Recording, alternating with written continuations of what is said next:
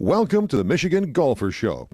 Join us each week as we explore the people, the places, and the events that shape our great game.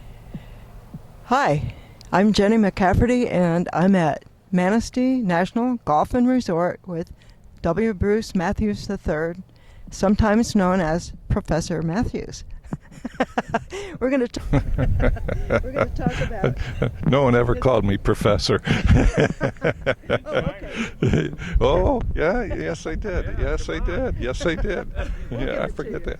I forgot about that. Yeah. But you've had a very interesting teaching career, and I'm kind of curious about how teaching fits in with your philosophy in terms of building golf courses that provide a value for the client. Teaching just reinforces why we're doing what we're doing. Okay. And and value is one part of it, but the function and the form of what we're actually doing on the golf course and why we're doing it. And the kids really keep you young. They ask questions from out of the blue, left field, right field. They're good questions. I have not thought of them before. And so teaching really kept me young, and it really helped me in my career. It taught me the value of what I'm doing. Well, you mentioned intimidating, and I think the very first college class you teach itself can be intimidating. I was more scared there than anything I've ever done.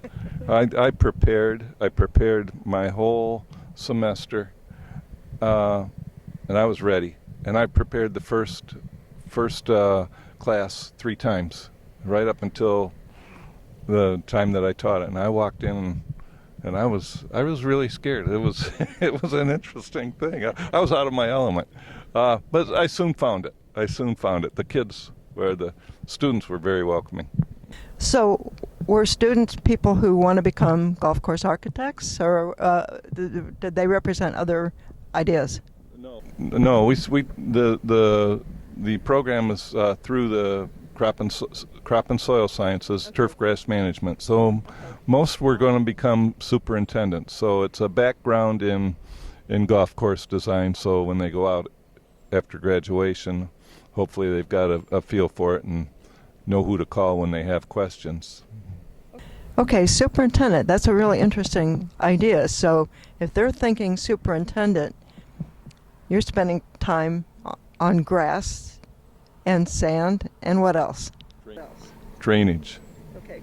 Drainage. Function of each individual feature, how to maintain it, what the maintenance hazards are of one feature, one type of sand trap as opposed to the other. Cart paths, where to put them, how to put them, how to install them, and where the grasses are, and do we seed it or do we sod it? Choices that they have. Wow. So there's a multitude of items from earthwork to drainage to types of seed to irrigation that we cover that we did cover in the class. All of a sudden, it sounds like easy to fill up a semester and maybe spill over into another one. It could. It could. It was an introductory class. It was a 200 level class, okay. And it easily could have gone to a 400 level class. In fact, we taught some more advanced theories and concept in the class, so they got a good well-rounded education what a golf course architect does and the superintendent's relationship with the golf course architect. Pretty amazing. And you also went to China. Yes, we did. And you taught over there? Yes, we did. It was interesting in China because China's big. Michigan State, my classes were 20 people, 15 people to 22, 25. I had 50 people every year in China. And I taught students that had not really been on a golf course before. Again, these are turf students. They were learning turf through Michigan State University at Beijing Forestry University. Okay. And I went over there with the same program as I did with the students back in East Lansing. These students were taught. I taught in English. I taught in yards and feet, and when they're used to metric, they did very, very well. And their concept, they had very little golf course experience, and most of them had none. They were there just for the turf, and luckily there was a golf course down the road, and we gave them a little field tour down on the golf course down the road, and what we did. You took a field trip. Absolutely, absolutely, and the kids were absolutely brilliant and eager to learn. It was a lot of fun. I imagine. So you did that for several years? I was 4 years over in Beijing, yeah, and it was a great experience. Chinese, great group of people. The students were wonderful. How did you like Beijing? It was different. We could look out our hotel. Again, they had a lot of history. Their history is a lot older than ours, so that was really neat. And the food was interesting. They ate some stuff that I really didn't care for, but there was a lot of wonderful food there.